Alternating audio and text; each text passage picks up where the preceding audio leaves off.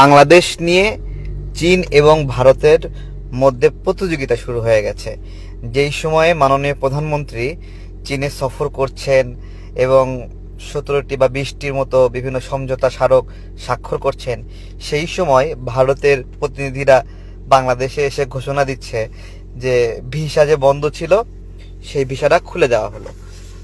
Visa বন্ধ থাকা খুলে যাওয়া এই বিষয়ে অনেক রকম ব্যাখ্যা আছে, লাভ লস। বস্তুত ভিসা বন্ধ থাকায় গত 2 বছরে ভারত টের পেয়েছে যে তাদের অর্থনীতি কতটুকু পঙ্গু হয়েছে। তাদের দোকানদারা নাক হয়েছিল, হাসপাতালগুলো রুগী পায়নি, হোটেলগুলো, আবাসিক ব্যবস্থাপনা, পর্যটন খাত সব কিছু মিলিয়েই একটা যাতা অবস্থা ছিল। তো এইটা একটা বিষয় যে ভারতের ক্ষতি, কিন্তু বাংলাদেশের ক্ষতিও কম হয়নি এখানে। বাংলাদেশের ক্ষতি বলতে আমাদের প্রচুর পরিমাণে ছেলে পেলে ইউরোপ সহ আপনার হলো বিভিন্ন দেশে যাওয়ার জন্য দূতাবাস নাই। যেমন দক্ষিণ আফ্রিকা যাওয়ার জন্য ভারত হয়ে যেতে হবে। তো এরকম দেশগুলো যেগুলো আছে সেগুলোতে বাংলাদেশ যাওয়ার ক্ষেত্রে সেগুলোতে টার্ন ওভারটা কমে যায়। অর্থাৎ বাংলাদেশের স্টুডেন্টরা বিভিন্ন স্টুডেন্ট ভিসা সহ বিভিন্ন কর্মের জন্য ভারতীয় পন্থায়, ভারতের মধ্য দিয়ে যে আপনার হলো ব্রিজিং করে বিভিন্ন দেশে যাওয়া, সেটা প্রায় বন্ধের কাছাকাছি ছিল, এরকম একটা অবস্থা। তো এটা আমাদের একটা আশা ছিল বাংলাদেশে সেই সকল দূতাবাসগুলো খুলবে যেগুলো বাংলাদেশে নাই, যেসব দেশে বাংলাদেশের প্রবাসীরা যায় কিন্তু ভারত হয়ে যেতে হয়, ভারতের মাধ্যমে ভিসা আবেদন করতে হয়। তো এই বিষয়গুলোতে বাংলাদেশেরও অনেক ক্ষতি হয়েছে দুই পক্ষেই। কিন্তু এখন যেটা হলো যে ঠিক তড়িঘড়ি করে মাননীয় প্রধানমন্ত্রী যখন সফর করছিলেন চায়না, তখন ভারত এসে বলতেছে যাও ভিসা সমস্যার সমাধান করে দিলাম। ঠিক আছে, তো এই আর কি একটা অবস্থা। সত্যিকারের একজন আমার এই সফরের বিষয়ে যদি অভিমত জানান যে আপনার অভিমত কি, তাহলে আমি বলবো যে বাংলাদেশের মানুষ তাদের স্বপ্নে, মননে, লালনে একজন পুরুষ প্রধানমন্ত্রী দেখে আসছিল দীর্ঘদিন ধরে, যে বিশ্ব পরিমণ্ডলে যেখানে যাবে সেখানে অনেক সম্মানিত হবে। সেটা বিএনপির একজন প্রধানমন্ত্রী তার জন্য না, বাংলাদেশের প্রতিনিধিকে, বাংলাদেশের প্রধানমন্ত্রীকে, বিএনপির প্রধানমন্ত্রী না, বাংলাদেশের প্রধানমন্ত্রী যেখানে যাচ্ছে সেখানে অনার করতেছে, সম্মান করছে সবাই মিলে। এইটা এই যে আপনার হলো বন্ধু নামে যে গানটা মালয়েশিয়ার প্রধানমন্ত্রী ছাড়লো, এইটা এতটা সহজ না মনে হয়। অথবা অন্য দেশের প্রধানমন্ত্রীকে নিয়ে এইভাবে বন্ধুসুলভ আচরণ করা, এক্সপোজ করা, হ্যাঁ বন্ধুত্ব তো থাকে, কূটনৈতিক থাকে, কৌশল থাকে, এভাবে এক্সপোজ করাটা আমি অভিভূত হয়েছি যে অনেক দিন পরে আমরা একটা প্রধানমন্ত্রী পাইলাম যে বিভিন্ন জায়গায় প্রতিনিধিত্ব করতে যাচ্ছে, সেখানে আমাদেরকে খুশি করছে, তার তার মুভমেন্ট আমাদেরকে আলোড়িত করছে। এবং চায়নাতে যে গেলেন সেখানে কি কি ঘটলো, যে সমঝোতা স্মারকগুলো হচ্ছে, তিস্তা নিয়ে আলোচনা হচ্ছে, বাংলাদেশের বেশ বড় বড় উন্নয়ন প্রকল্পগুলো নিয়ে কাজ হচ্ছে যেটা চায়নার মাধ্যমে হবে এখানে। সেই বিষয়গুলোর চেয়ে গুরুত্বপূর্ণ আরেকটা দিক, চেরি নামে একটা গ্রুপ আছে যারা অটোমোবাইল নিয়ে কাজ করে, তাদের সঙ্গে একটা মিটিং হয়েছে মাননীয় প্রধানমন্ত্রীর। এবং আরও বেশ কিছু চাইনিজ যে বিনিয়োগকারীরা আছে তাদেরকে নিয়েও একটা মিটিং হয়েছে, সেখানে বিভিন্ন প্রতিশ্রুতি আছে।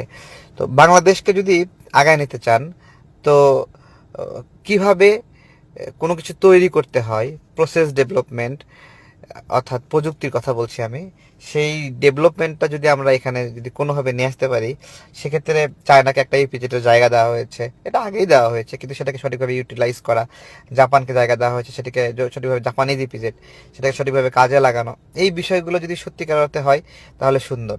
এবং মাননীয় প্রধানমন্ত্রী যখন চায়নাতে আছেন সেই সময়টাতে যতটা না উনি চায়নার সাথে বিভিন্ন রাজনৈতিক বিষয় নিয়ে আলোচনা করতেছেন, তার চেয়ে বেশি ওইখানের স্থানীয় উদ্যোক্তা, স্থানীয় বিনিয়োগকারী, স্থানীয় বিভিন্ন ধরনের মাল্টি ন্যাশনাল প্রতিষ্ঠান, তাদের সাথে কমিউনিকেশনটাতে বেশি আগ্রহী।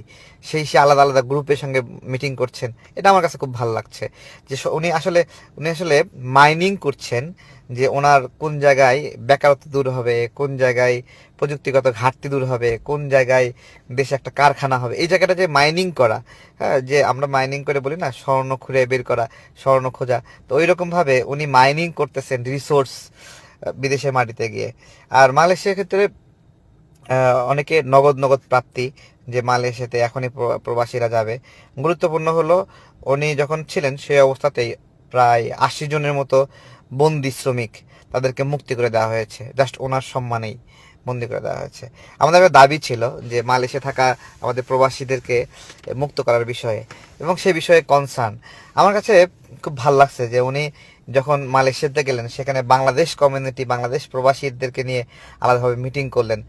রিয়ালি আমাদের প্রধানমন্ত্রীগুলো এগুলো করে থাকে, যে গেছেন, গিয়ে তার মতো করে একটা অফিসিয়াল প্রোগ্রাম করছেন এবং কঠিন নিরাপত্তা অবস্থা, তার মধ্যে দিয়ে আবার ফিরে আসছেন। কিন্তু সেখানে প্রবাসীদেরকে নিয়ে, সেখানে কমিউনিটি মানুষদেরকে নিয়ে তাদের সুখ দুঃখের কথাগুলো শোনা, এইটা মনে হয় একটু প্লিজার বেশি ছিল। ঠিক আছে। এবং আমাদের অতিরঞ্জিত কোনো আশ্বাস ছিল না।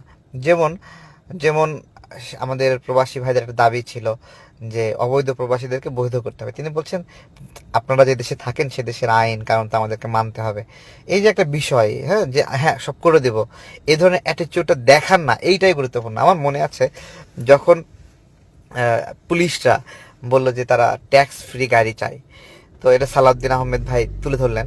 তখন তিনি বলছেন যে আমাদের এখানে কৃষকদেরকে যেখানে ট্যাক্স দিতে হয়, হ্যাঁ, একটা কৃষি যন্ত্র কিনতে অথবা সার কিনতে ট্যাক্স দিতে হয়, ঋণ নিলে ট্যাক্স, মানে ঋণ নিলে ঋণের সুদ দিতে হয়।